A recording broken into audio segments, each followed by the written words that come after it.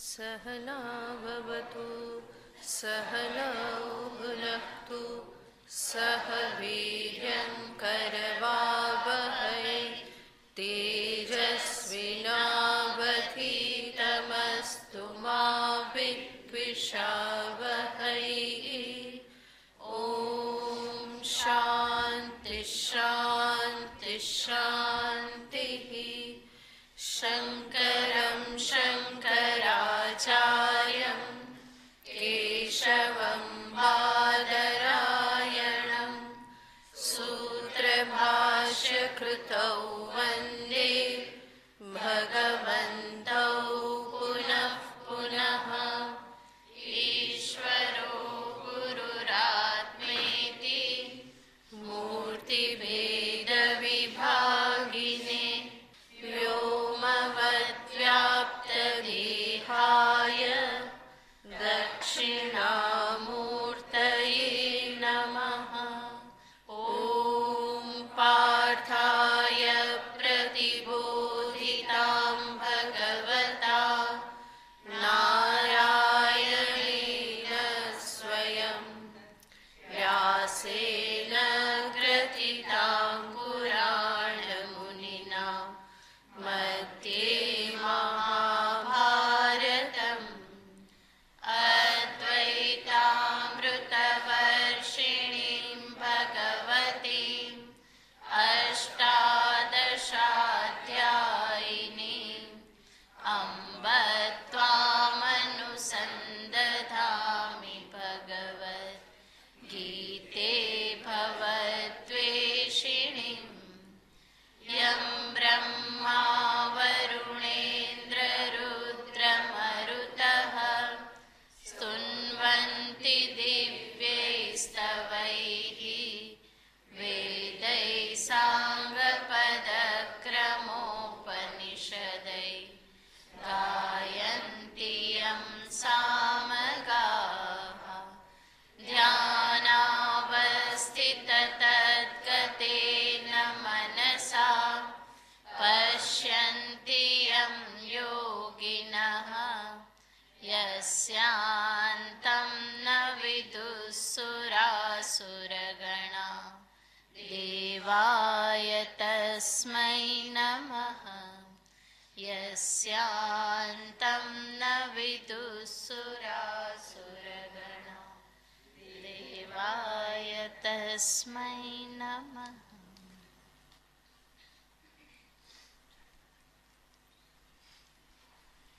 श्रीभगवानुवाच अमानित्वमदम्भित्वम् अहिंसाक्षान्तिरार्जवम् आचार्योपासनं शौचं स्थैर्यमात्मविनिग्रहः इन्द्रियार्थेषु वैराग्यम् अनहङ्कार एव च जन्ममृत्युजराव्याधि दुःखदोषानुदर्शनम् असक्तिरनभिष्वङ्गः पुत्रदारगृहादिषु नित्यं च समचित्तत्वम् इष्टानिष्टोपपत्तिषु मयि चानन्ययोगेन भक्तिरव्यभिचारिणी विविक्तदेशसेवित्वम् अरतिर्जनसंसदि अध्यात्मज्ञाननित्यत्वम् तत्त्वज्ञानार्थदर्शनम् एतज्ज्ञानमिति प्रोक्तम् अज्ञानं यदतोऽन्यथा।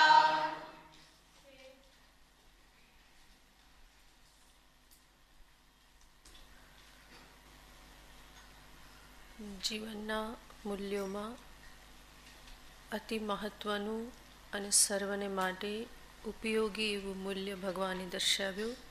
નિત્યમ ચ સમચિત્તત્વમ ઇષ્ટાનિષ્ટોપપત્તિષુ. સમતા ધારણ કરવી. કઈ વખતે આપણે જોયેલું હતું, મનુષ્ય જેની ક્યારેય પણ ઈચ્છા ન કરે એવું પણ જીવનમાં થતું તો રહેતું જ હોય છે. કોઈ મનુષ્ય જીવનમાં વિપત્તિને ઈચ્છતો નથી, સિવાય કે કોઈ કુંતી માતા જેવી કોઈ સ્ત્રી હોય બળવાન, કે જે ભગવાન પાસે માગે કે મને વિપત્તિ આપો. પરંતુ એ વિપત્તિની માગણીની પાછળ પણ અપેક્ષા તો શેની હતી? કૃષ્ણ દર્શનની.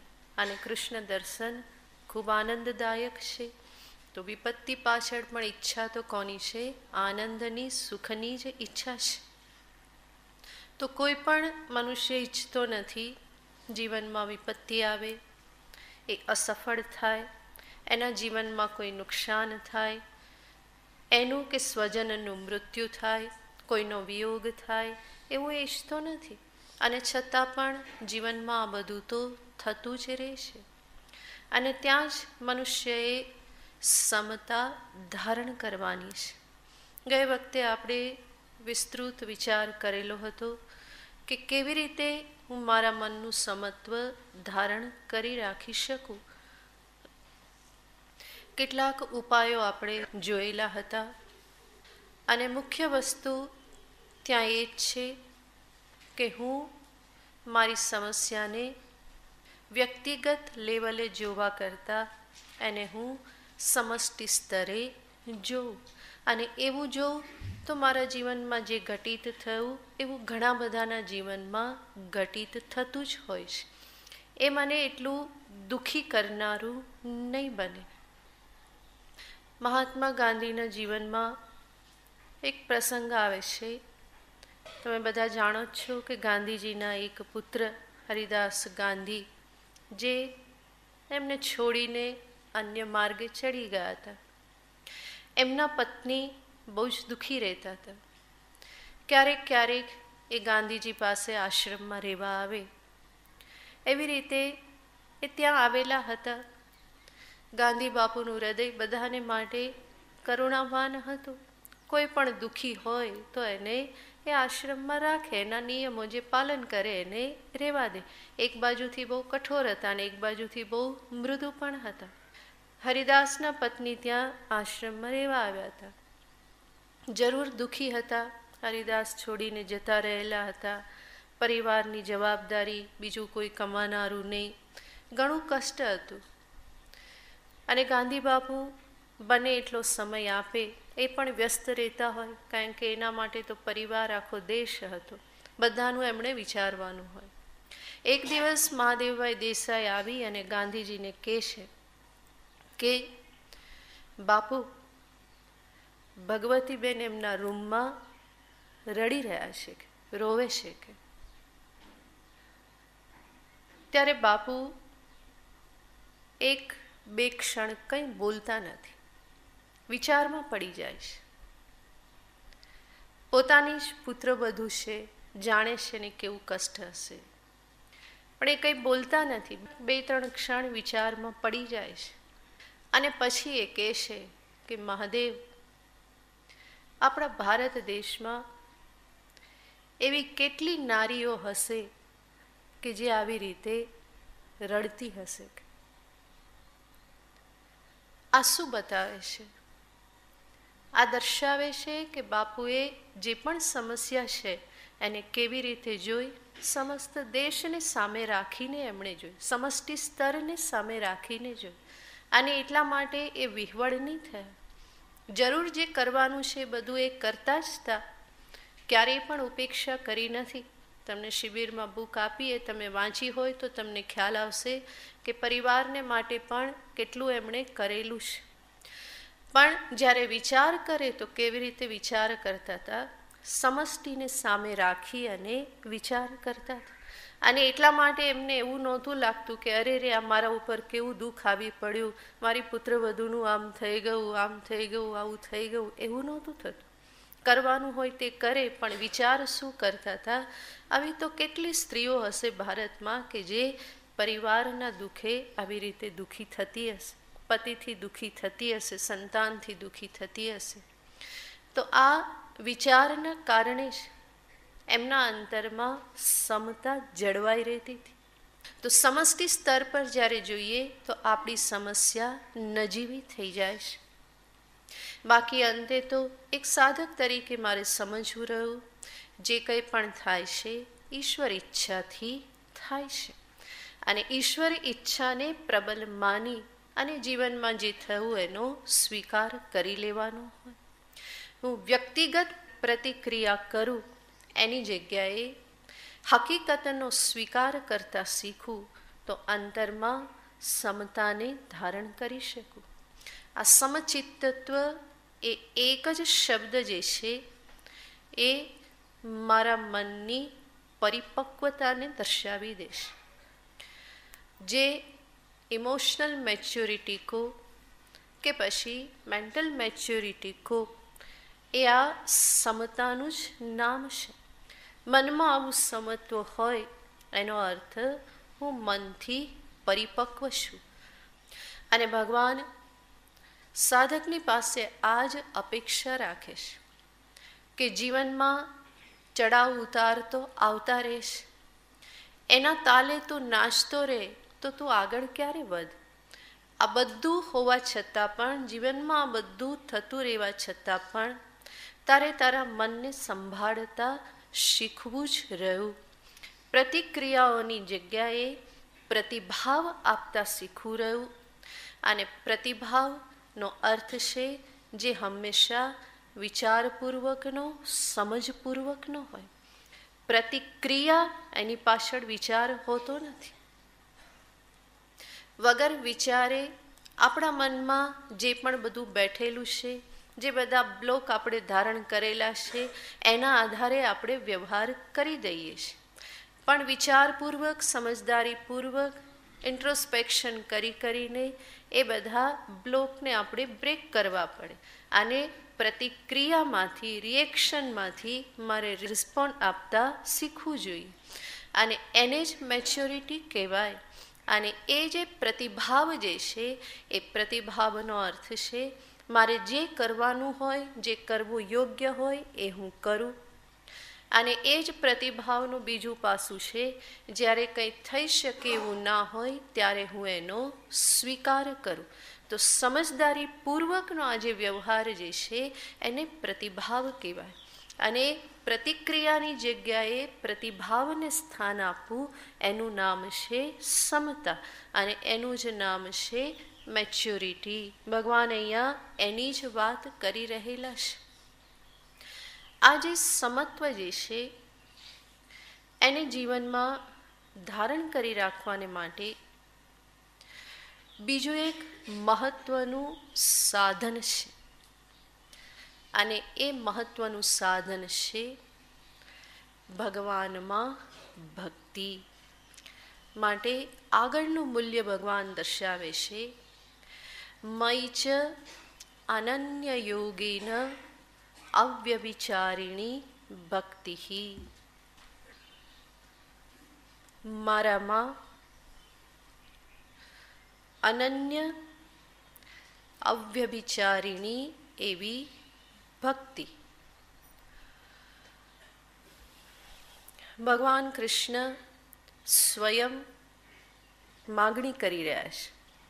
શું માગણી કરી રહ્યા છે? મારામાં ભક્તિ રાખો. આપણે પહેલાં પણ જોયેલું છે, કૃષ્ણને માગવામાં કોઈ સંકોચ નહીં અને અહમ અહમ કહેવામાં કોઈ સંકોચ નહીં. મને આપો, મને આપો, મારામાં રાખો, આવું કહેવામાં પણ એને કોઈ સંકોચ નથી. કારણ કે જાણે છે કે જીવોનું પરમ કલ્યાણ એમાં જ છે. અહીંયા પણ ભગવાન કહે છે કે મયી ભક્તિ, મારામાં ભક્તિ. ભગવાનમાં ભક્તિ હોવી એ સાધકને માટે બહુ જ મહાન સંપત્તિ છે, જેનું મૂલ્ય ના આંકી શકાય એવી એ સંપત્તિ છે. અને એટલે જ ભગવાન એને અહીંયા દર્શાવે છે. જે વ્યક્તિના મનમાં ભગવાનમાં ભરોસો હોય, ભગવાનમાં શરણાગતિ હોય, ભગવાનના વિધાનમાં શ્રદ્ધા હોય, એ વ્યક્તિ જીવનમાં આવતી વિપત્તિઓ, સફળતા, અસફળતા, માન, અપમાન, સ્તુતિ, નિંદા, લાભ, નુકસાન, આ બધા જ દ્વંદ્વોને એ બહુ સરળતાથી ઝીલી શકે છે, એને મેનેજ કરી શકે છે. વ્યવહારમાં પણ આપણે જોઈએ તો એક સરખો બનાવ બન્યો હોય, એમાં એક વ્યક્તિ આસ્તિક હોય અને બીજી વ્યક્તિ નાસ્તિક હોય, અશ્રદ્ધાળુ હોય. સમાન બનાવ બંનેના જીવનમાં બન્યો છે, દુઃખદ છે, વિપત્તિ છે. છતાં પણ જે વ્યક્તિ આસ્તિક છે, ઈશ્વરમાં શ્રદ્ધા રાખનારી છે, એ વ્યક્તિ એ પરિસ્થિતિમાં પોતાના મનને બહુ જલ્દી સંભાળી શકે છે. જ્યારે નાસ્તિક વ્યક્તિ જે છે એ સંભાળશે, પરંતુ આટલું જલ્દી સંભાળી નહીં શકે. એનું કારણ શું? જેને ઈશ્વરમાં શ્રદ્ધા છે એ વિચારે છે કે જરૂર મેં તો મારા તરફથી જે કરવાનું એ કર્યું, પરંતુ ઈશ્વર તરફથી જે થવાનું હતું એની મને જાણ નહોતી. એનું જે વિધાન હતું, એની જે ઈચ્છા હતી, મારા પૂર્વના કયા કર્મો, કયું ફળ, આ બધું હું જાણતો નહોતો. અને એટલા માટે એ અંતે સ્વીકારી શકે કે જીવનમાં જે થયું તે બરાબર છે. જ્યારે નાસ્તિક વ્યક્તિ જે છે, જેને ઈશ્વર તત્વમાં કોઈ શ્રદ્ધા નથી, એ જે કંઈ પણ થયું એની 100% જવાબદારી પોતાના પર રાખે છે. મેં આમ કર્યું અને છતાં પણ કેમ નહીં થયું? મને આવું કેમ મળ્યું? હું કેમ સફળ નહીં થયો? મારા જીવનમાં આવું કેમ થયું? આ જે પ્રશ્નો જે છે એના કોઈ જવાબ એને મળતા નથી. અને એટલા માટે એને સ્વસ્થ થવું એ સમય માગી લે છે. જ્યારે ભગવાનનો ભક્ત જે છે એ બહુ જલ્દી સ્વસ્થ થઈ શકે છે, બહુ જલ્દી એ ઈશ્વરનું વિધાન સમજી અને જીવનમાં જે થયું એને એ અપનાવી શકે છે. એટલા માટે જ આપણે કહ્યું કે ભક્તિ જે છે એ સમતાને ધારણ કરી રાખવામાં બહુ પ્રધાન સાધન છે, સૌથી વધારે ઉપયોગી સાધન છે.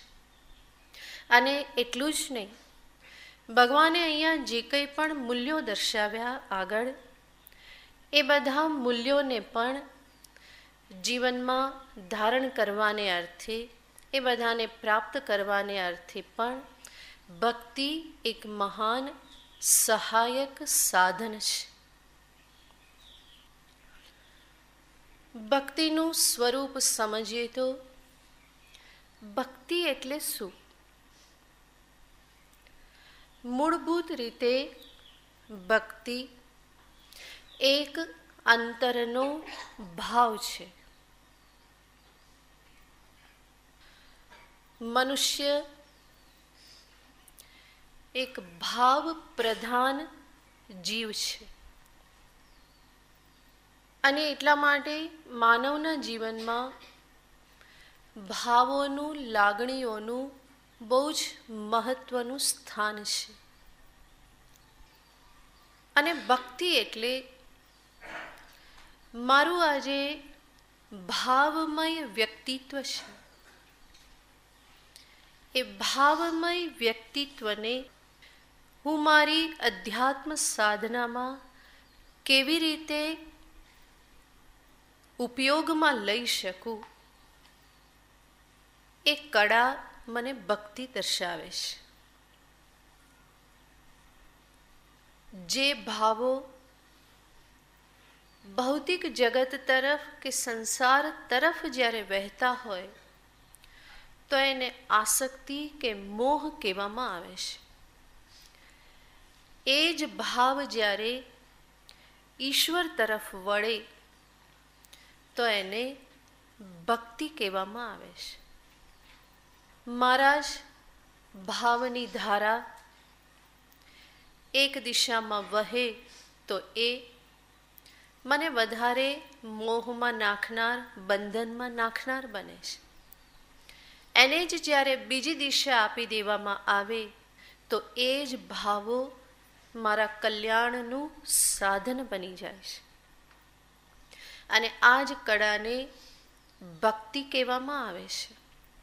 જેવી રીતે કર્મયોગમાં પણ આપણે જોયું હતું, જ્યારે કર્મના સંદર્ભની એક ભાવના, ઉદ્દેશ્યને જ્યારે બદલી નાખવામાં આવે તો એ જ કર્મ જે બંધનકારક હતું એ મુક્તિ સાધન બની જાય છે. જેમ દ્રષ્ટાંત જોયું હતું, દોરડું એક બાજુ ફરવાથી બંધાતું જાય છે, બીજી બાજુ ફરવાથી એ જ દોરડું ખુલતું જાય છે. તો એકમાં બંધન છે અને એકમાં હું મુક્ત થઉં છું. એવું જ અહીંયા ભાવમય વ્યક્તિત્વના સંદર્ભમાં છે. મારા ભાવોને હું જ્યારે એક દિશામાં લઈ જાઉં તો એ મારા માટે બંધનકારી નીવડે છે. અને એ જ ભાવોને જ્યારે હું ઉર્ધ્વ ગતિ આપું, પ્રભુની સાથે જ્યારે એને હું જોડું તો એ ભક્તિ બની અને મારા કલ્યાણનું મહાન સાધન બની જાય છે. ભગવાન એવી જ ભક્તિની અહીંયા વાત કરે છે. આ ભક્તિ જે અંતરનો ભાવ એટલે શું? સરળ ભાષામાં એને આપણે કહીએ તો પ્રેમ વત્તા આદર, સન્માન, એને કહેવામાં આવે છે ભક્તિ. અંતરનો પ્રેમ પ્લસ આદર ભાવ, સન્માન, આ બંને જ્યારે ભેગા થાય ત્યારે આ બંને ભાવોના મિશ્રણને ભક્તિ કહેવામાં આવે. આપણે વ્યવહારમાં જોઈએ, આપણને ક્યાંક પ્રેમ હોય છે અને ક્યાંક આદર ભાવ હોય છે. બાળકો માટે પ્રેમ હોય છે પણ ત્યાં સન્માન કે આદરની ભાવના ના હોય. એવી જ રીતે વડીલો માટે આપણને સન્માન, આદર હોય છે. ટીચર માટે આપણને આદર હોય, પરંતુ આપણો પ્રેમ બીજે ક્યાંક હોય. તો પ્રેમ અને આદર આ બંને ભેગા હોય એવું ભાગ્યે જ જોવા મળે. અને એ જ્યાં ભેગા થાય એને જ આપણે ભક્તિ કહીએ છીએ. ઈશ્વરમાં આપણને પ્રેમ છે. ભક્ત ભગવાનને બહુ પ્રેમ કરે છે અને એટલા માટે જ એ પ્રેમમાં જ ડૂબી અને ભગવાનની સાથે પોતાના બધા ભાવોને વ્યક્ત કરે, વાતો કરે. ભગવાનને પણ તુકારે બોલાવે. એ તુકારે બોલાવે એની પાછળનું કારણ શું છે? ભગવાન માટે પ્રેમ છે. તો એવો પ્રેમ છે કે ભગવાન આટલા મહાન હોવા છતાં પણ એ પ્રેમમાં એમની મહાનતા વચ્ચે આવતી નથી. આપણે ભગવાનને બહુ આસાનીથી કહીએ છીએ કે ભગવાન તું પણ ખરો છે, તને ખરું સૂજે છે, કે તું ખરો છે ને તને ખરું સૂજે છે ને, આવું બધું આપણે એને બોલતા રહીએ છીએ. તું આમ કરજે, તારી બહુ કૃપા. કૃપાનો અહેસાસ જ્યારે થાય ત્યારે પણ આપણે શું કહીએ છીએ? પ્રભુ તારી કૃપા. ક્યારેક જ બોલીએ કે તમારી કૃપા. આપણે શું કહીએ? તારી કૃપા. તારો પાડ માનું, તારો, તારી, તું, આવું બધું આપણે ભગવાનને કહીએ છીએ. તો એ પ્રેમના કારણે પ્રેમ છે એટલી આત્મીયતા છે. અને સાથે સાથે ભગવાનમાં આપણને આદર ભાવ પણ છે. આદર ભાવ છે એટલા માટે તો બે હાથ જોડીએ છીએ, મસ્તક નમાવીએ છીએ, એના ચરણમાં ઝૂકીએ છીએ. જો એ આદર ભાવ ન હોય, મહાનતાનો ભાવ ન હોય પ્રભુ પ્રત્યે, તો આ પ્રમાણેની ક્રિયા ન થાય. પરંતુ થાય છે એ શું બતાવે છે? ઈશ્વર પ્રત્યે મને સન્માન છે, આદર છે. તો ભગવાનમાં પ્રેમ પણ છે અને આદર પણ છે. આ બંને ભાવ ક્યાં જોડાયેલા છે? ઈશ્વરમાં જોડાયેલા છે. આવા જ ભાવ ક્યારેક ગુરુમાં પણ જોડાયેલા હોય છે, જ્યાં પ્રેમ પણ હોય છે, આદર પણ હોય છે. એટલા માટે ગુરુ પ્રત્યેના ભાવને પણ ગુરુ ભક્તિ કહેવામાં આવે છે. ઈશ્વર ભક્તિ, ઈશ્વર માટે પ્રેમ અને સન્માન બંને છે, તો એવા ભાવને કહેવામાં આવે છે ભક્તિ. ભક્તિ માટે વ્યાખ્યા આપતા કહેવામાં આવ્યું, અનન્ય મમતા વિષ્ણુ મમતા પ્રેમ સંજ્ઞિતા. ભક્તિ એટલે શું? વિષ્ણુમાં અનન્ય મમતા, અને મમતા યાને પ્રેમ, મમતા પ્રેમ સંજ્ઞિતા. અનન્ય મમતા વિષ્ણુ મમતા પ્રેમ સંજ્ઞિતા. ભગવાનમાં મમત્વ. ભગવાન આમ તો શું કહે છે? અશક્તિ અનભિષ્વંગ, બધેથી મમત્વ છોડો છોડો છોડો. અને પછી શું કે? મારામાં કરો છે ને. બાકી ખુમારી બહાદુરી બધેથી કે મમત્વ ખોટું ખોટું ખોટું. અને ભક્તિ એટલે શું? તો કે અનન્ય મમતા. સામાન્ય મમતા પણ ને, અનન્ય મમતા વિષ્ણુ, ભગવાનમાં મમતા. ભક્તિનો અર્થ ભગવાનને હું મારા માનું, ભગવાનને મારા માનવા. આ ભક્તિની એક પરિપક્વતા છે. પ્રારંભિક કક્ષામાં ભક્ત ભગવાનને કહેશે, પ્રભુ હું તમારો છું, હું તમારો છું, આવું કહે છે. એ ભક્તિ જ્યારે પરિપક્વ થાય ત્યારે ભક્તને શું લાગવા માંડે? ભગવાન મારા છે. કેવળ હું એમનો છું એવું નહીં, પરંતુ એ પણ મારા છે. પરસ્પર આજે પ્રેમ જ્યારે અનુભવાય, મારો ભગવાન માટે પ્રેમ, અને સાથે સાથે મને અનુભવાય કે પ્રભુ પણ મને પ્રેમ કરે છે, ભગવાન પણ મારા છે, એવું મમત્વ જ્યારે અનુભવાય તો શાસ્ત્ર કહેશે કે એ ભક્તિ છે. નારદ ભક્તિ સૂત્રમાં નારદજી કહેશે, સા ત્વસ્મિન પરમ પ્રેમ રૂપા. ભક્તિ એટલે શું છે? પરમ પ્રેમ, ભગવાનને માટે પરમ પ્રેમ. પરમ પ્રેમ એટલે કેવો પ્રેમ? આપણા શબ્દોમાં કહીએ તો ભગવાનને હું પ્રેમ કરું ભગવાન માટે, એને કહેવાય પરમ પ્રેમ. બીજા કોઈ પ્રેમને અર્થે હું ભગવાનને પ્રેમ કરું એવું નહીં. ભગવાનની બહુ સ્તુતિગાન કરું, પ્રાર્થના કરું, ભોગ લગાવું, અને પછી ભગવાનને કહું કે હે પ્રભુ, 12માની પરીક્ષા પૂરી થવામાં છે, દીકરાને 98 આપજો. બહુ ફૂલડા ચડાવ્યા, બહુ સ્તુતિગાન કર્યું, ભગવાનને પ્રેમ કર્યો, ભાવ વ્યક્ત કર્યો, પરંતુ એ શેના માટે? મૂળ તો શું હતું? આ હતું. તો એ ભગવાન માટેનો પરમ પ્રેમ નહીં. પ્રેમ જરૂર, એની ના નહીં, એના શરણે ગયા, પ્રાર્થના કરી, બરાબર, પરંતુ પરમ પ્રેમ તો ક્યાં છે? પુત્રને માટે, પુત્રના રિઝલ્ટને માટે ચિંતા, એના કેરિયરને માટે ચિંતા, એ પરમ પ્રેમ ત્યાં છે. અને એના પ્રેમમાંથી એક ટુકડો ક્યાં આપીએ છીએ? ભગવાનને માટે. તો એ પ્રેમ છે, પણ પરમ પ્રેમ નથી. પરમ પ્રેમનો અર્થ છે ભગવાનને હું પ્રેમ કરું ભગવાનને માટે જ, નહીં કે એમની પાસેથી બીજું કંઈ માગવા માટે.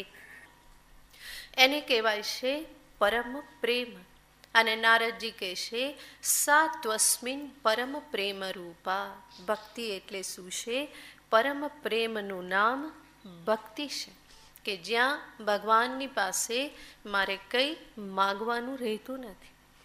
ભગવાનને હું પ્રેમ કરું શા માટે? શા માટે એનો કોઈ જવાબ ન મળે ત્યારે સમજવું કે આ પ્રેમ કેવો છે? પરમ પ્રેમ છે. શા માટે પ્રેમ કરું? કોઈ જવાબ નથી. જેમ મેં પહેલાં કહ્યું હતું ને કે મારી પાસે એક નાનું બાળક આવ્યું. બાળકોને ગુરુમાં માટે બહુ પ્રેમ થઈ જાય. ગુરુમાં કરતા હોય, પછી મમ્મી પપ્પા લઈને આવે, પછી વાત કરે કે ગુરુમાને બહુ યાદ કરે, રોજ પ્રણામ કરે, બહુ પ્રેમ કરે ગુરુમાને. એટલે મેં એને પૂછ્યું કે ગુરુમા તને ગમે? તો કે હા બહુ ગમે. એ દુ કેમ ગમે? એમ ગમે. કે કેમ ગમે? કોઈ જવાબ નહીં, કે એમ ગમે, બસ. કેમનો જવાબ એમ. એવી રીતે આપણને ભગવાન કેમ ગમે? એમ ગમે. એને શું કહેવાય? પરમ પ્રેમ. કોઈ કારણ નહીં, અનકન્ડિશનલ લવ, એ જ છે પરમ પ્રેમ. ભગવાન મને ગમે, બસ ગમે. એ ભગવાન છે એટલે પણ નહીં, ગમે છે, બસ પ્રેમ છે મારો એના માટે. હવે પછી કાલ ઉઠીને ભગવાન ના રહે તો પણ મારો પ્રેમ એના પ્રત્યે છે જ. એટલા માટે ભક્તો કે ભગવાન આ જગતમાં પરમ સુંદર હોય તો પણ એ મારો પ્રિયતમ છે, અને પરમ કુરૂપ હોય તો પણ એ મારો પ્રિયતમ છે. હું એના આંગણે જાઉં અને મને આલિંગન આપે તો પણ એ મારો પ્રિયતમ છે. અને હું એના આંગણે જાઉં અને મને ધક્કો મારીને લાત મારીને કાઢી મૂકે તો પણ એ મારો પ્રિયતમ જ છે. આને કહેવાય કોઈ પણ શરત વગરનો પ્રેમ. અને એ જ પરમ પ્રેમ છે જે ગોપીઓનો ભગવાનમાં હતો. તો એવા પરમ પ્રેમને જ ભક્તિ કહેવામાં આવે છે. સા ત્વસ્મિન પરમ પ્રેમ રૂપા. આવી આજે ભક્તિ ભગવાનમાં પ્રેમ રૂપા જે ભક્તિ જે છે, સાધનાની દ્રષ્ટિએ જરા એનો વિચાર કરીએ તો ભક્તિને બે પ્રકારે કહેવામાં આવે છે: સાધન રૂપા ભક્તિ અને સાધ્ય રૂપા ભક્તિ. સાધન રૂપા ભક્તિ અને સાધ્ય રૂપા ભક્તિ. એક ભક્તની દ્રષ્ટિએ સાધન ભક્તિ છે, અને સાધ્ય યાને ભક્તિથી જે મારે પામવાનું હોય એને કહેવાય સાધ્ય. સાધનથી જેની મારે ઉપલબ્ધિ કરવી હોય એ કહેવાય સાધ્ય. ભક્તને માટે ભક્તિ સાધન છે. એટલું જ નહીં, ભક્તને માટે સાધ્ય જે છે એ પણ ભક્તિ જ છે.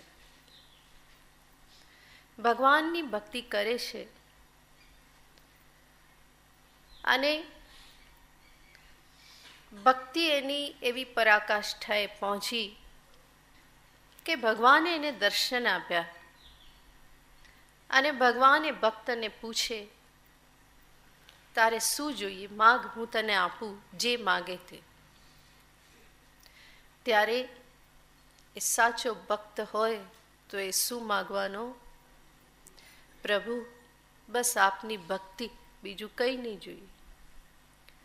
ભક્તિ કરી સાધનરૂપ. અને એ જ ભક્તિથી પ્રભુ પ્રગટ થયા અને ફરી એ માગે છે શું?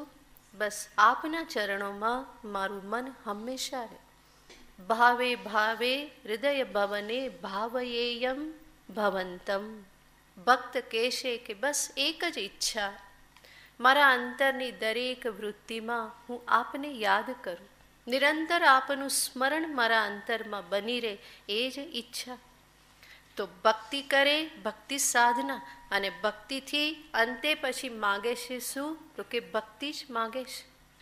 ભક્તિ સાધનામાં ભક્તિ જ સાધન છે, ભક્તિ જ સાધ્ય છે. જ્ઞાનના સાધક જિજ્ઞાસુને માટે ભક્તિ સાધનરૂપ છે અને સાધ્ય છે આત્મજ્ઞાન. એક જિજ્ઞાસુ મુમુક્ષુ પણ ભક્તિ કરે અને એ ભક્તિરૂપી સાધનથી એ અંતે ક્યાં પહોંચવા માગે છે? તો કે આત્મજ્ઞાન સુધી પહોંચવા માગે છે. અને એવી સાધનરૂપા ભક્તિને જ ભગવાન અહીંયા દર્શાવી રહેલા છે. આપણે જોયું કે ભગવાન આ મૂલ્યો કોના માટે દર્શાવે છે? એક સાધક માટે દર્શાવે છે. જે જ્ઞાનનો જિજ્ઞાસુ છે એના માટે ભગવાન દર્શાવી રહ્યા છે. તો સાધનરૂપા ભક્તિ ભગવાન અહીંયા દર્શાવી રહેલા છે. જેના માટે પ્રેમ પ્રગટ થાય, એને જાણવાની ઈચ્છા થાય, એ સ્વાભાવિક છે. કોઈ તમને ગમી ગયું પણ બહુ પરિચય નથી, તો આપણને ત્યારે ઈચ્છા શું થાય? એનો પરિચય કેળવવાની, એના વિશે જાણવાની ઈચ્છા આપણને થાય. એવી જ રીતે ભગવાનને પ્રેમ કરે તો સ્વાભાવિક જ ભગવાનના વિશે જાણવાની ઈચ્છા થાય. ઇવન ભક્ત જે છે એને પણ જાણવાની ઈચ્છા થાય. એટલા માટે તો ભગવાનની કથા સાંભળે, લીલાઓનું શ્રવણ કરે, એ ભક્તિમાં એ ભગવાનના મહાત્મ્ય જ્ઞાનને એ શ્રવણ કરે જ છે. અને જિજ્ઞાસુ ભગવાનને પ્રેમ કરે તો એ પણ ભગવાનને જાણવાની ઈચ્છા કરે છે. અને એની ઈચ્છા એટલી બધી પ્રબળ હોય છે કે અંતે જાણતા જાણતા જાણતા એ ક્યાં સુધી જાણી જાય છે? લે આ તો હું જ છું, કે મારાથી જુદા તો છે જ નહીં, એવી રીતે એ જાણી લેશે. તો એના માટે ભક્તિ એ સાધન છે. એટલા માટે જ આપણા શાસ્ત્રોમાં ભક્તિ બે પ્રકારે દર્શાવી છે: ભેદભાવે ભક્તિ, અભેદભાવે ભક્તિ. ભેદભાવે હું અને ઈશ્વર આવા ભેદને મનમાં રાખી અને જે ભક્તિ થાય એ ભેદભાવે ભક્તિ કહેવાય. આપણા ઉપનિષદ શાસ્ત્રોમાં અભેદ ભક્તિ પણ દર્શાવી છે. અભેદ ભક્તિ નામથી જ ખબર પડે કે અભેદ ભાવે ભક્તિ. અભેદ ઉપાસના, અહંગ્રહ ઉપાસના, આ બધી ઉપાસનાઓ શાસ્ત્રમાં દર્શાવેલી છે. ભગવાન અહીંયા જે ભક્તિની વાત કરે છે એ ભક્તિ છે ભેદભાવે થતી ભક્તિ, સાધન રૂપા ભક્તિ છે. આનાથી જ સ્પષ્ટ થાય છે આત્મજ્ઞાનની સાધના અને ભક્તિની વચ્ચે કોઈ વિરોધ નથી. ભક્તિ એ સાધન છે. સ્વયં ભગવાન શ્રી કૃષ્ણચંદ્ર આ આત્મજ્ઞાનના જિજ્ઞાસુ માટે જ આ સાધનોનું વિધાન કરે છે. તો જ્ઞાન અને ભક્તિનો કોઈ વિરોધ નથી, બલકી ભક્તિ એક જિજ્ઞાસુને માટે પણ જીવનમાં અનિવાર્ય છે. ભાગવતમાં તો કહે છે, જ્ઞાન અને વૈરાગ્ય ભક્તિના પુત્ર છે. એનો અર્થ ભક્તિ હોય તો જીવનમાં વૈરાગ્ય પ્રાપ્ત થાય, ભક્તિ હોય તો જ્ઞાન પ્રાપ્ત થાય. તો જ્ઞાન અને વૈરાગ્ય પ્રાપ્ત કરવાની ઈચ્છા જે રાખે છે એના માટે પણ ભક્તિ એક એવી છે સાધન રૂપા છે. ભક્તિ કરતા કરતા જ સગુણ ભક્તિ કરતા કરતા ધીમે ધીમે નિર્ગુણમાં પ્રવેશ થઈ શકે. એટલા માટે રામાયણનો પ્રસિદ્ધ પ્રસંગ છે, કાગભૂષણજીને જ્યારે એમના ગુરુજી ઉપદેશ આપતા હોય છે અને નિર્ગુણ બ્રહ્મ તત્વનો ઉપદેશ આપવા માટે પ્રવૃત્ત થાય છે. ત્યારે કાગભૂષણજીજી કહે છે કે ગુરુદેવ, અત્યારે તો હું એના માટે હજુ અધિકારી થયો નથી. પહેલાં તો મને શું ઈચ્છા છે તો કહેશે કે હું આંખો ભરી અને રામજીને એક વખત જોઈ લઉં, પછી હું નિર્ગુણ તત્વનો ઉપદેશ સાંભળું. ભરી લોચન બિલોકી અવદેશા, તબ સુની હું નિર્ગુણ ઉપદેશા. એક વખત હું લોચન ભરી આંખો ભરી અને મારા રામજીના દર્શન કરી લઉં, પછી હું શું કરું? નિર્ગુણ ઉપદેશને સાંભળું. તો સગુણ ભક્તિ જે છે એ નિર્ગુણ પ્રદેશમાં પ્રવેશ કરાવવાને માટે સાધન રૂપ છે. ભગવાન શ્રી કૃષ્ણચંદ્ર પર અનેક જગ્યાએ ભક્તિનું નિરૂપણ કરે છે. તેષામેવાનુકંપાર્થમ, ભગવાન કૃષ્ણ કહે છે કે આવી રીતે જે મારી ભક્તિમાં લાગેલા છે એમના ઉપર અનુકંપા કરી અને હું શું કરું છું? દદામિ બુદ્ધિયોગમ તમ યેન મામ ઉપયાન્તિ તે, હું એમને બુદ્ધિયોગ પ્રદાન કરું છું, જ્ઞાન પ્રદાન કરું છું કે જેના થકી એ મને પ્રાપ્ત કરી શકે. એવી રીતે પ્રાપ્ત કરી લે કે ફરી પાછું ક્યારેય પણ વિયોગ થાય નહીં. ભક્તોનું પણ નિરૂપણ ભગવાન કરે છે. સતતમ કીર્તયંતો મામ યતંતશ્ચ દૃઢવ્રતાઃ નમસ્યંતશ્ચ મામ ભક્તા નિત્યયુક્તા ઉપાસતે. તો ત્યાં ભક્તોનું નિરૂપણ કરેલું છે, જે સતત મારું કીર્તન કરે છે, નમસ્કાર કરે છે, પરસ્પર મારી જ વાતો કરે છે. તો એવા ભક્તોનું પણ ભગવાન ગીતાજીમાં નિરૂપણ કરે છે. એટલું જ નહીં, ભગવાન ભક્તોનું મહાત્મ્ય દર્શાવતા કહે છે તેષામહમ સમુદ્ધરતા મૃત્યુ સંસાર સાગરાત ભવામિ ન ચિરાત પાર્થ. ભગવાન કહે છે એમનો તો ઉદ્ધાર કરનારો હું છું. અને કેવી રીતે ઉદ્ધાર કરું છું? તો ફરી ભગવાન સ્પષ્ટ કરે છે કે મારી ઉદ્ધાર કરવાની જે રીત જે છે એ કેવા પ્રકારની છે. ભગવાન કહે છે નાશયામ્યાત્મ ભાવસ્થો જ્ઞાન દીપેન ભાસ્વતા તેષામેવાનુકંપાર્થમ અહમ જ્ઞાનજમ તમઃ. હું શું કરું છું? એમના અંતરમાં જ્ઞાન દીપ રૂપે હું પ્રગટ થઈ જાઉં છું અને અંતરની અવિદ્યાને, અંધકારને હું નિવૃત્ત કરું છું.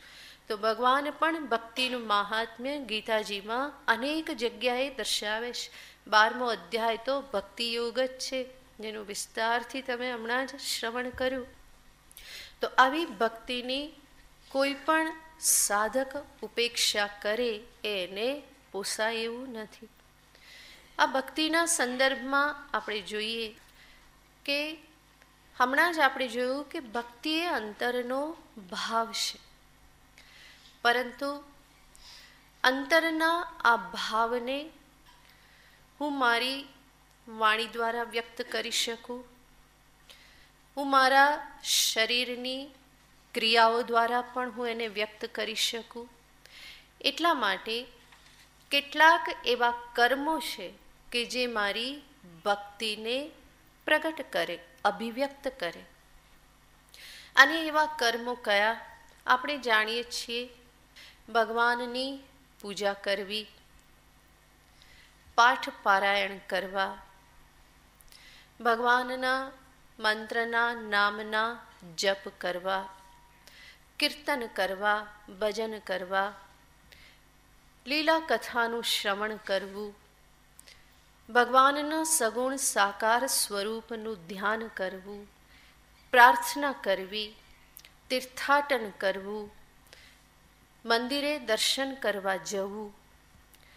આ બધા કર્મો જે છે એ બધા જ કર્મો ભક્તિની અભિવ્યક્તિ છે, જે મારી અંદર રહેલા ભક્તને બહાર પ્રગટ થવા માટે એક અનુકૂળ વાતાવરણ પ્રદાન કરે છે. અહીંયા આપણે વિચાર કરીએ કે વસ્તુતઃ ભગવાનનો ભક્ત જે હું મને કહું છું એ ભક્ત અને ભગવાનનો સંબંધ જે છે એ જ નિત્યનો સંબંધ છે. જ્યાં સુધી હું પ્રભુની સાથે એકાકાર ન થઉં, જ્યાં સુધી આ ઉપાધિ દેહાદી ઉપાધિ છે, ત્યાં સુધી ભગવાનની સાથે મારો સંબંધ છે. અને એ સંબંધ ભક્ત ભગવાનનો સંબંધ.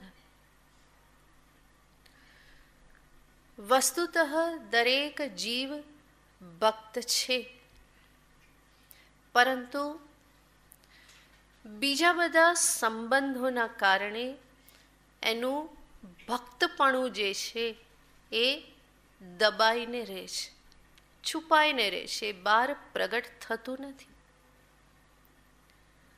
અને એને પ્રગટ થવા દેવાને માટે આ બધા કર્મો જે છે એ નિમિત્ત બને છે. હું નિત્ય ભક્ત રહી શકું છું. આપણા જ વ્યવહારના આધારે આપણે જોઈએ તો બીજા બધા જ સંબંધો જે છે એ સંબંધો કાયમી નથી. હું એ રીતે હંમેશા રહી ના શકું. હું પુત્ર છું, પરંતુ હું પુત્ર ક્યારે? જ્યારે મા સામે છે ત્યારે. જ્યારે પત્ની સામે છે તો હું ત્યાં પુત્ર તરીકે વ્યવહાર નથી કરી શકતો.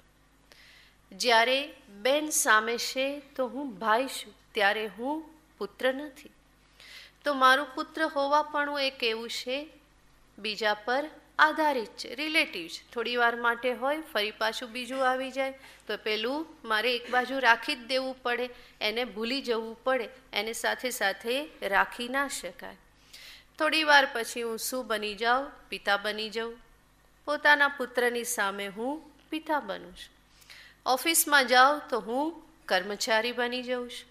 ત્યાં કોઈ બોસ છે, એનો સેવક, એની નીચે કામ કરનારો હું બની જાઉં છું. તો ત્યાં એવી રીતે મારે રહેવું પડે. અને ત્યાંથી ફરી ઘરે આવું ને પત્ની સામે હોય તો શું બની જવું? પતિ બની જવું પડે. પછી ત્યાં ઓફિસનો રોલ સામે રાખવું તો ના ચાલે, ગરબડ થઈ જાય. એ ત્યાં છોડીને મારે આવવું પડે. તો આ બધા જ મારા જે કાર્યો કે સંબંધના આધારે જે હું વ્યવહાર કરું છું એ નિત્ય એકરૂપતાથી થઈ શકે નહીં. પરંતુ ભગવાનનો ભક્ત હું ક્યારે રહી શકું? આ બધાની સાથે હું રહી શકું. મારે એને બદલવું પડતું નથી. એક ભક્ત રહીને જ હું માની સામે પુત્ર રૂપે પ્રગટ થઈ શકું. હું કોણ છું? હું એક ભક્ત પુત્ર છું.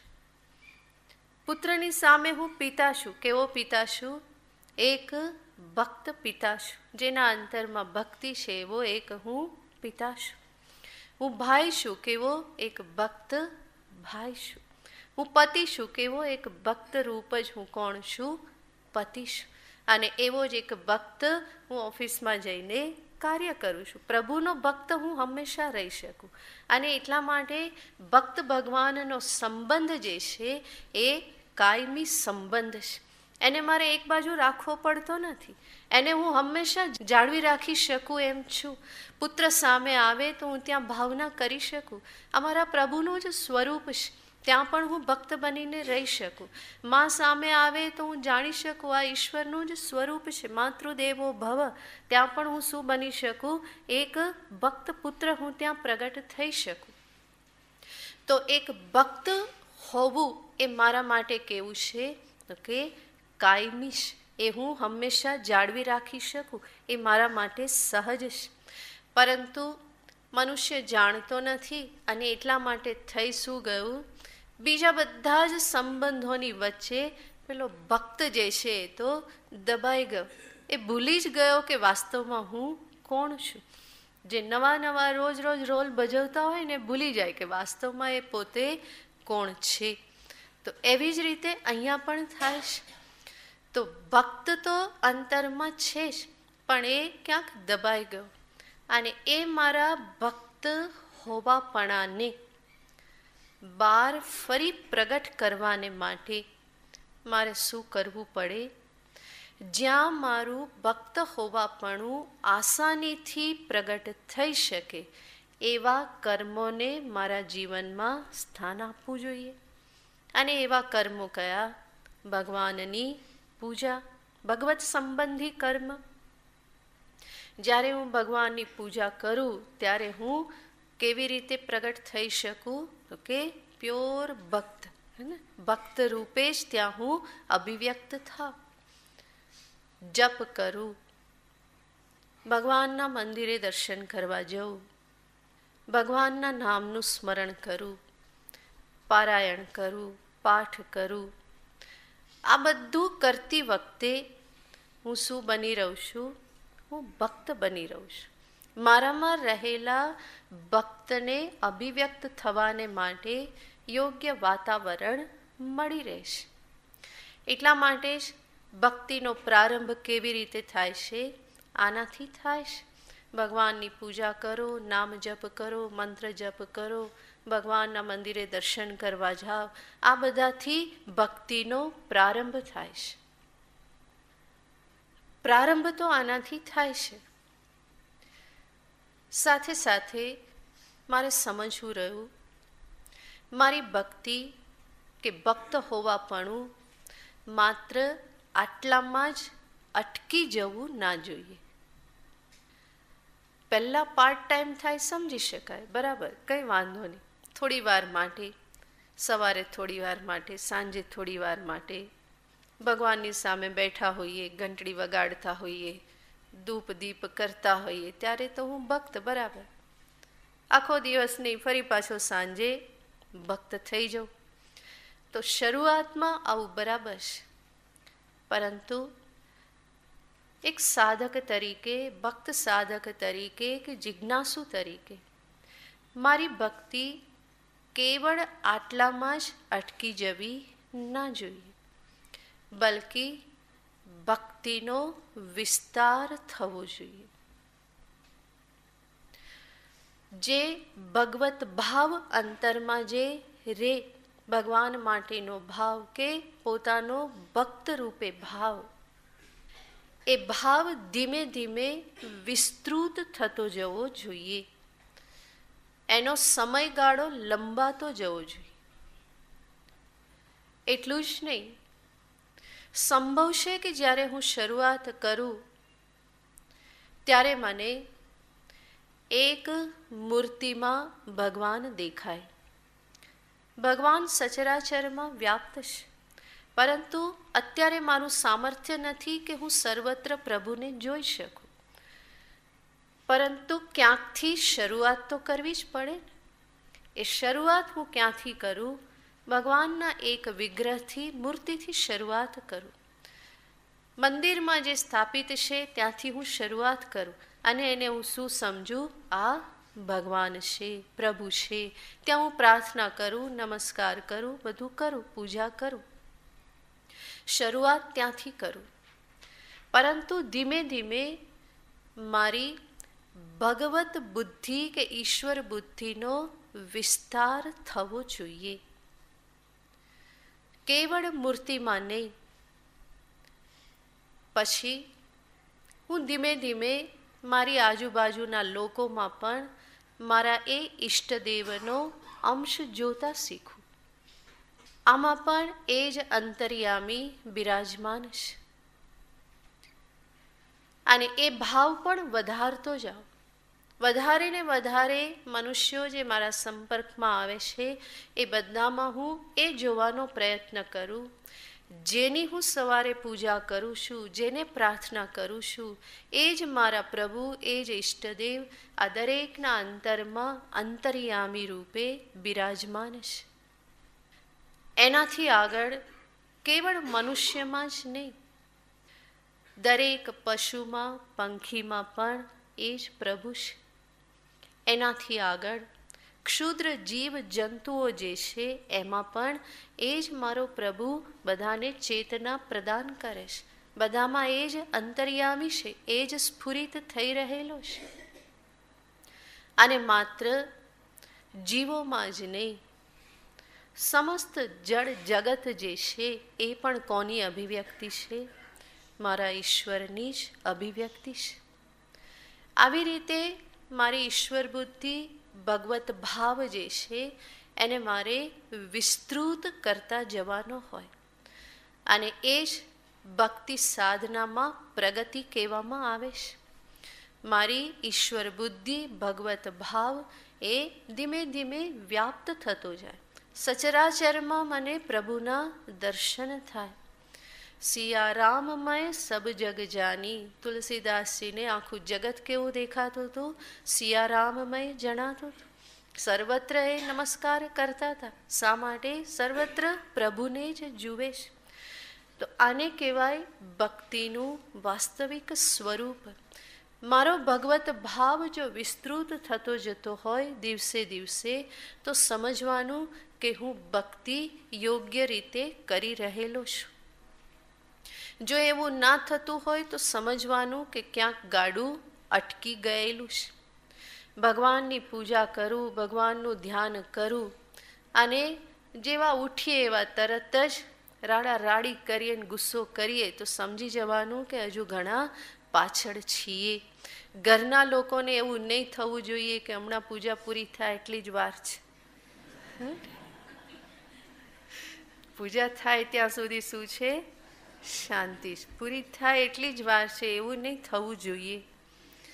અને આપણી ભક્તિથી બીજાની ભગવાનમાં ભક્તિમાં શ્રદ્ધા વધવી જોઈએ.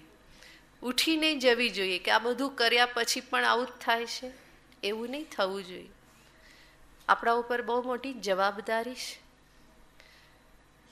તો ભક્તિનો આ જે અર્થ જે છે એ મારા જીવનમાં પ્રસ્ફુટિત થવું જોઈએ. ભગવત ભાવ એ મધુરતા, માધુર્ય આ બધું જીવનમાં પ્રગટ થવું જોઈએ. ઈશ્વર ભાવ વિસ્તૃત થતો જવો જોઈએ. મારા ભગવાન કેવલ મૂર્તિમાં જ હું એને બાંધી રાખું તો ભગવાનને પણ નહીં ગમે. ભગવાન પણ શું ઈચ્છે છે? મુક્ત થવા ઈચ્છે છે. એ પણ ઈચ્છે છે કે તું આટલામાં તો મારું દર્શન કર, બરાબર છે, પણ પછી આગળ પણ વધ, બીજે પણ હું છું, ત્યાં તો મારી સામે જો, તો અહીંયા જ મારી સામે જો, બીજે મારી સામે નહીં જુએ તો કેમ ચાલે? મને યાદ ન કરે તો કેમ ચાલે? ભગવાન કૃષ્ણ શું ઈચ્છે છે? સર્વત્ર તું મને જો, સર્વદા તું મારું સ્મરણ કર, સર્વરૂપે તું મને જ જાણ, આવું ભગવાન ઈચ્છે છે. તો ભક્તિ જે છે એ આ રીતે વિસ્તૃત થવી જોઈએ. એટલું જ નહીં, ભગવાન કૃષ્ણની દ્રષ્ટિએ આ બધું તો ભક્તિ છે. આ સર્વ કર્મ, આ ભગવદ ભાવ પણ વિસ્તાર પામે. સાથે સાથે કૃષ્ણ મનુષ્ય જીવનના સર્વ કર્મને પણ ભક્તિમાં જોડી દે છે. એટલા માટે કર્મયોગ એ ભક્તિનો જ એક પ્રકાર છે. મારા જે કંઈ પણ કર્મ એને હું શું બનાવું? ઈશ્વરની પૂજા બનાવી દઉં. આપણે હમણાં જ કર્મયોગ વિશે વિચાર કર્યો હતો સવારના સત્સંગમાં. તેને શસ્ય વિધીયતામપચિતિઃ. કર્મોથી ઈશ્વરની પૂજા કરો. ભગવાન કૃષ્ણએ પણ કહ્યું, સ્વકર્મણા તમભ્યર્ચ્ય સિદ્ધિમ વિંદતિ માનવ. પોતાના કર્મોથી ભગવાનની અર્ચના કરીને, પૂજા કરીને, હું જે કંઈ પણ કરું એ કોને સામે રાખીને કરું? પ્રભુને સામે રાખીને કરું. નિષ્કામ ભાવે કરું તો એ કર્મ પણ શું બની રહેશે? એક ભક્તિનો જ એક પ્રકાર છે. ભગવાન કૃષ્ણની દ્રષ્ટિએ ભક્તિ એ બહુ વિસ્તૃત સાધન છે, જેમાં બધું જ સમાઈ જાય છે. તો એવા કર્મ જે સમષ્ટિના હિતને માટે હોય, જે નિસ્વાર્થ કર્મ હોય, જે સેવારૂપ કર્મ હોય, એવા બધા જ કર્મ જે છે એ ઈશ્વરની ભક્તિ છે. તો એવી ભક્તિને ભગવાન અહીંયા કૃષ્ણ દર્શાવે છે. અને ભગવાન કહે છે, મયી અનન્ય યોગેન અવ્યભિચારિણી ભક્તિ. ભક્તિ ક્યાં? ભગવાન કહે છે મયી, મારામાં, મારામાં, બીજે ક્યાંય નહીં. મયી ભક્તિ, મારામાં ભક્તિ. મારામાં એટલે ક્યાં? ભગવાનનું સ્વરૂપ છે, દ્વિભુજ માનુષ સ્વરૂપ છે, જે અત્યારે ભગવાન કૃષ્ણ અર્જુનની સામે જે અત્યારે ઉપસ્થિત છે, જે સ્વરૂપે અર્જુનને ઉપદેશ આપી રહ્યા છે, પાર્થ સારથી સ્વરૂપે, એ ભગવાનનું કેવું સ્વરૂપ છે? દ્વિભુજ સ્વરૂપ છે. માનુષ્ય સ્વરૂપ, મનુષ્યનું જીવવું હોય એવું સ્વરૂપ, દ્વિભુજ સ્વરૂપ, એને પણ કહેવાય દ્વિભુજ સ્વરૂપે મયી ભક્તિ. નહીં તો ચતુર્ભુજ નારાયણ સ્વરૂપે મયી, એવું જે મારું આદિનારાયણ સ્વરૂપ, એમાં ભક્તિ. અને સાથે સાથે સમજી લેવાનું કે ભગવાન જ્યારે આવું કે, તો એનો અર્થ એવો કોઈ જડ અર્થ નથી કે મારી જ ભક્તિ કરવાની, બીજા કોઈની નહીં, એવું કહેતા નથી. પરંતુ મારી અને ઈશ્વરની, પછી એ ઈશ્વર સ્વરૂપ કૃષ્ણ સ્વરૂપ હોય, રામ હોય, શિવ હોય, ગણેશ હોય, દેવી હોય, હનુમાન હોય, કોઈ પણ સ્વરૂપ, ઈષ્ટ સ્વરૂપ જે છે એમાં ભક્તિ, મય ભક્તિ. અને ભક્તિ કેવી? બે વિશેષણ ભગવાન વાપરે છે. અનન્ય યોગેન ભક્તિ, અવ્યભિચારિણી ભક્તિ. ભગવાન કૃષ્ણ જેવું ચાલાક આ દુનિયામાં કોઈ થયું નથી, થશે પણ નહીં. એવી રીતે બધું માગી લે છે કે પેલો ભક્ત બિચારો કંઈ સમજે નહીં, ભોળ્યો, અને ભગવાન એનું બધું જ માગી લે. 12મા અધ્યાયમાં કહે છે કે મને ખાલી બે જ વસ્તુ આપો, બીજું કંઈ નહીં. કે કઈ વસ્તુ જોઈએ? બે જ બસ, ત્રીજી વસ્તુ મારે ક્યારેય જોઈએ જ નહીં ને. કે અને એ બે વસ્તુ એટલે ભગવાને માગી, તારું મન મને આપી દે, તારી બુદ્ધિ આપી દે. આ બે આપી દે તો માણસ સૌ ખાલી ખમ થઈ જાય, પાછળ રે શું આપવા જેવું, બધું જ ખતમ થઈ જાય. જેવી રીતે 3 પગલાં માગ્યા હતા, એમાં 2 પગલાંમાં જ બધું પતાવી દીધું, બલીને માટે ત્રીજું તો કંઈ રાખ્યું જ નહીં. એવી રીતે અહીંયા પણ ભગવાન માગી લેશે, મય્યેવ મન આધત સ્વ મયી બુદ્ધિમ નિવેશ, બસ ત્રીજી કોઈ જરૂર છે જ નહીં. મન બુદ્ધિ આપી દીધા તો પછી માણસ પાસે બીજું રહેશું, એ જ તો બે મુખ્ય એટલે મનુષ્ય છે. ભગવાન અહીંયા પણ બે વિશેષણ વાપરી દેશે. મારી ભક્તિ તો ખરી, પરંતુ સર્વપ્રથમ કહેશે અનન્ય યોગેન ભક્તિ.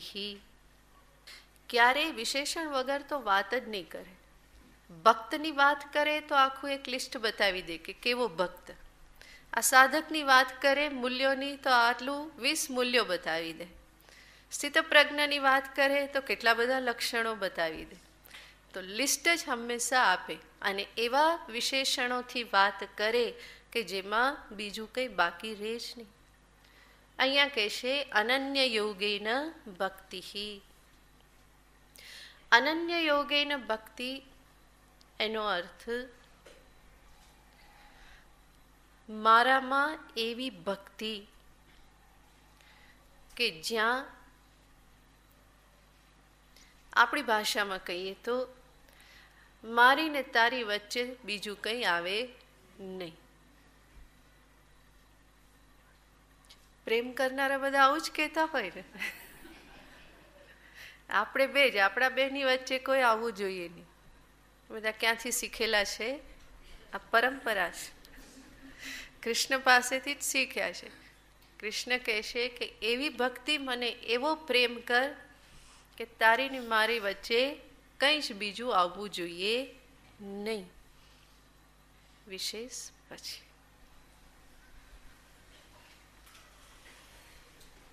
ઓમ પૂર્ણમદ પૂર્ણમિદં પૂર્ણાત પૂર્ણમુદચ્યતે પૂર્ણસ્ય પૂર્ણમાદાય પૂર્ણમેવાવશિષ્યતે. ઓમ શાંતિ શાંતિ શાંતિ. હરિ ઓમ શ્રી ગુરુભ્યો નમઃ. હરિ ઓમ.